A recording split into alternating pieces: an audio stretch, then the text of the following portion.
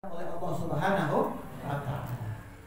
Itu azab orang homoseksual, kata di dalam riwayat itu kampung Babilonia, kampung orang melakukan homoseksual diangkat sama Allah Subhanahu wa Ta'ala sampai penduduk bumi itu terbangan ke langit katanya.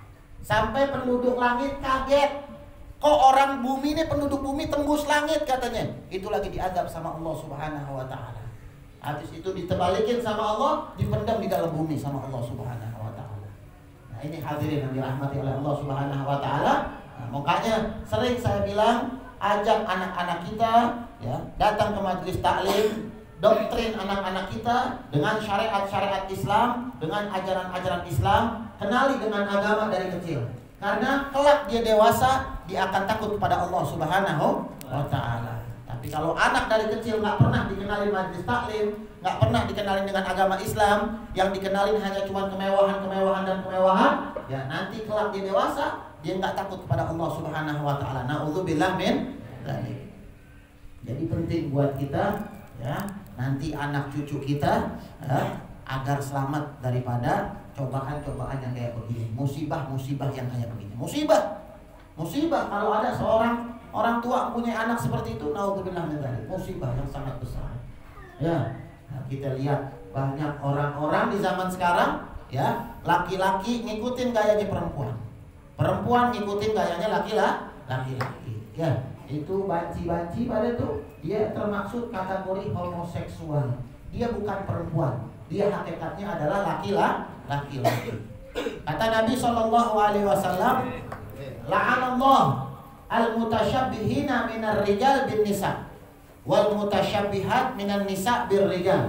Kata Allah, kata Nabi Muhammad SAW, Allah melaknat seorang laki-laki yang bergaya-gaya seperti seorang perempuan, dan seorang perempuan yang bergaya-gaya seperti laki-laki. Itu dilaknat oleh Allah Subhanahu wa Ta'ala. Ya, banyak coba kita lihat ya, laki-laki masya Allah tabarakallah, tapi gemulai ya, tapi demennya gayanya seperti perempuan. Na'udzubillah min, hati-hati. Atau perempuan, wah sok kayak laki-laki, dibondolin, ditomboy-tomboyin, pakai celana robek-robek, masya Allah. Ya, itu akhir zaman tuh. Ya, itu siapa tuh adatnya orang-orang kafir. Adatnya orang-orang kafir yang ingin merusak orang-orang Islam. Ya, banyak orang-orang kafir yang mencontohkan ya seakan-akan orang Islam yang melakukan, padahal mereka orang lah yang mendoktrin. Nah, orang Islam yang tidak memiliki akidah, orang Islam yang tidak memiliki agama yang kuat, maka dia akan ikut-ikutan. Jadi hati-hati, jangan sampai ya anak-anak kita terjerumus di akhir zaman perlakuan-perlakuan yang dilaknat oleh Allah Subhanahu wa Ta'ala. Na'udzubillah min.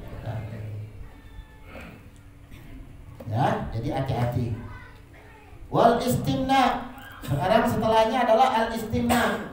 Apa itu al istimna? Al istimna memaksa keluar mani. Ya, atau bahasa Indonesianya onani. Ya, memaksa untuk mengeluarkan mani. Ya, bil yadi dengan tangan. Nah, ya. Jangan pernah sekali-kali ya. Na'udzubillah min dzalik. Ya, dia onani ya, menggunakan tangannya untuk mengeluarkan spermanya. Na'udzubillah min dzalik, nasallallahu salama wal afiyah. Ya. Nah, jangan sampai tuh ya. Nah, itu sama juga hukumnya haram, ya, hukumnya haram. Ya. Nah, itu banyak perihal-perihal ya yang di akhir zaman pun sekarang banyak anak-anak muda dicoba-coba ya untuk melakukan hal-hal tersebut. Makanya saya sering bilang, sibukkan diri kita dengan ibadah kepada Allah Subhanahu wa Ta'ala. Karena dengan hal tersebut insya Allah kita akan dijaga oleh Allah Subhanahu wa Ta'ala. Kalau kita hidup nih setiap hari dari pengajian ke pengajian, megang Quran, sholat 5 waktu, baca ratib. Jadi hidup kita sibukkan dengan agama, dengan syariat, ya, dengan ibadah kepada Allah Subhanahu wa Ta'ala. Insya Allah hal-hal tersebut akan dijauhkan dari Allah Subhanahu wa Ta'ala. Ya, nah ini kudu kudu diperhatikan ya, jangan sampai ya melakukan hal-hal tersebut. Wa ghairiha ya, atau dengan semacam itu ya. Sebagaimana semacam itu ya, dengan khoyal pun nggak boleh memaksa keluar mani ya dengan cara berkhayal ya, dia bengong atau digambar perempuan di tembok ya, ini tiga orang gila namanya udah nih ya, digambar perempuan di tembok atau ditaruh foto perempuan di kamarnya, ditaruh foto perempuan, diliatin aja foto perempuan ya, diberkhayal, khoyal, akhirnya keluar mani, sama itu pun dosa besar. Tuh, ya. Na'udzubillah min dzalik. Atau dengan apa? Dengan nonton film-film porno. Tuh, nggak boleh, ya. Nonton film-film porno, ya hati-hati tuh. Itu di YouTube sekarang apa baik keluar tuh. Na'udzubillah min dzalik. Coba liatin anak-anak kita. Ya, jangan sampai anak-anak kita terjerumus. Ya, antum-antum ya, yang di sini, yang di Majlis At-Taubah ya, alhamdulillah dikasih nikmat sama Allah Subhanahu wa taala, disediain wifi. Alhamdulillah. Ya, jangan gunakan dengan yang hal diharamkan oleh Allah Subhanahu wa taala. Jangan, amanah, malu ya di majelis taklim. Kenapa saya ngomong begini? Jangankan di majelis taklim, di pondok pesantren aja ada. Tuh. Ya, jadi Allah, hati-hati buat anak-anak majelis taklim. Ingat, kalau antum punya handphone, antum punya amanah di hadapan Allah Subhanahu wa taala. Dan lihat keadaannya, antum lagi di mana? Anda lagi di majelis taklim. Ingat, dosanya besar. Ini tempat buat nuntut ilmu, tempat buat ibadah, tempat buat tadarus Al-Quran. Kalau seandainya dikotorkan dengan hal-hal tersebut, ya ingat, dosanya besar di sisi Allah Subhanahu wa taala. Jangan pakai buka-buka situs-situs yang nggak bagus, jangan pakai buka YouTube yang nggak bagus, ya. Coba jaga hati kita, jaga kita punya perilaku, jangan sampai kita melakukan hal-hal yang diharamkan oleh Allah Subhanahu wa taala. Jelas sampai di sini ya. Jadi itu ada hal-hal yang diharamkan oleh Allah Subhanahu wa taala. Nah, kalau mau taruh foto nih ya, foto habaib di kamar ya. Kalau mau taruh foto di rumah, di ruang tamu, foto-foto habaib, foto ulama, foto asatid, ustadz-ustadz, pada kiai-kiai yang orang-orang soleh, taruh di rumah kita. Agar kenapa? Agar setiap hari kita punya cita-cita, pengen dia kayak beliau, pengen dia kayak beliau, pengen dia kayak beliau tuh. Ada cita-cita, ada angan-angan di hati, pengen ngikutin daripada orang-orang soleh. Di handphone pun juga, ya. Saya sering bilang, ya. Handphone ini hati-hati, ya. Kita beribadah kepada Allah Subhanahu wa taala ada tata caranya, ada adab-adabnya. Sekarang coba bayangin, kalau ada orang naruh foto-foto perempuan di handphone yang bukan mahramnya, atau yang perempuan naruh foto-foto laki-laki yang bukan mahramnya, ya, dia kirim-kirim video, ya, atau dia buka-buka video yang nggak bagus. Ingat, kadang-kadang nih handphone kita bawa sholat, ya Allah, kita lagi ngelakuin yang haram, kita lagi bawa handphone, lagi bawa murkanya Allah Subhanahu wa taala dalam keadaan sholat.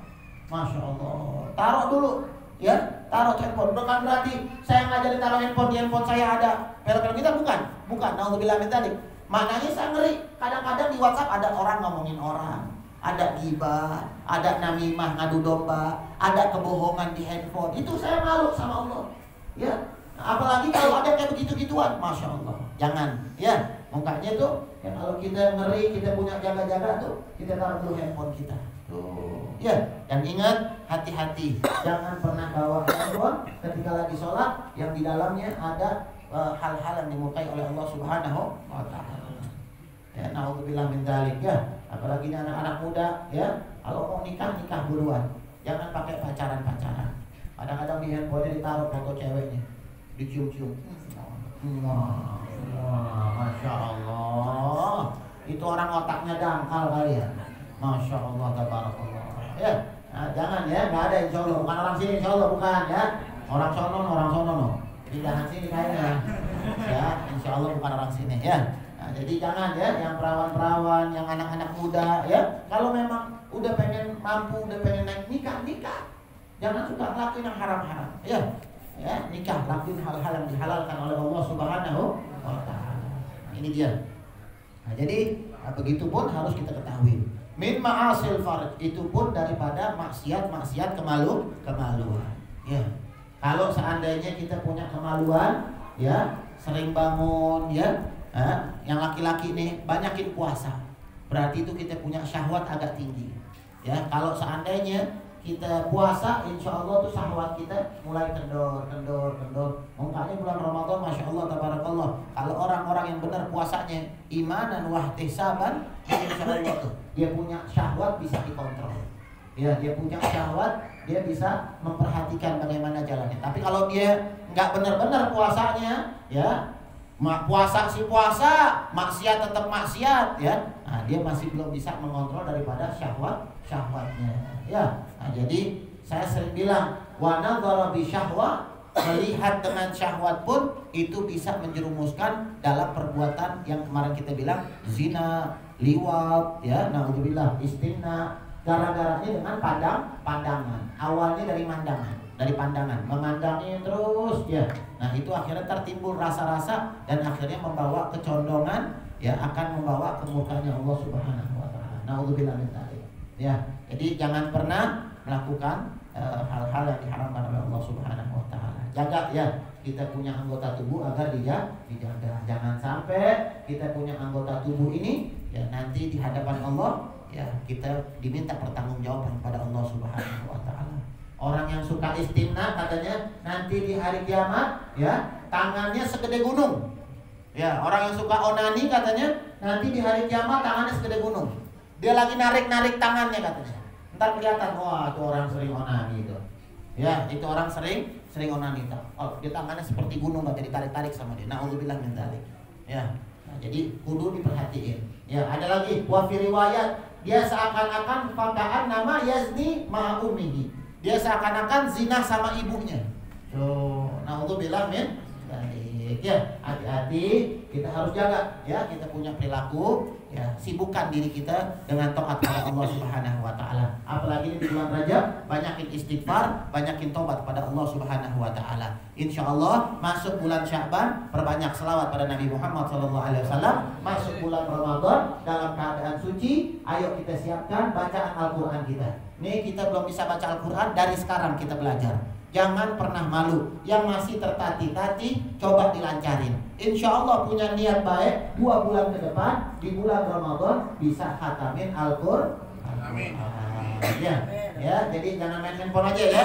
Jangan main TikTokan aja, jangan main Instagram aja, jangan main YouTube aja, ya. Coba kita rubah sikap kita, sibukkan diri kita taat pada Allah Subhanahu wa taala. Insyaallah di bulan Ramadan kita bisa menjalankan Ramadan imanan wa ihtisaban. Amin ya rabbal alamin. Allahumma barik lana fi Rajab wa Sya'ban wa balighna Ramadan.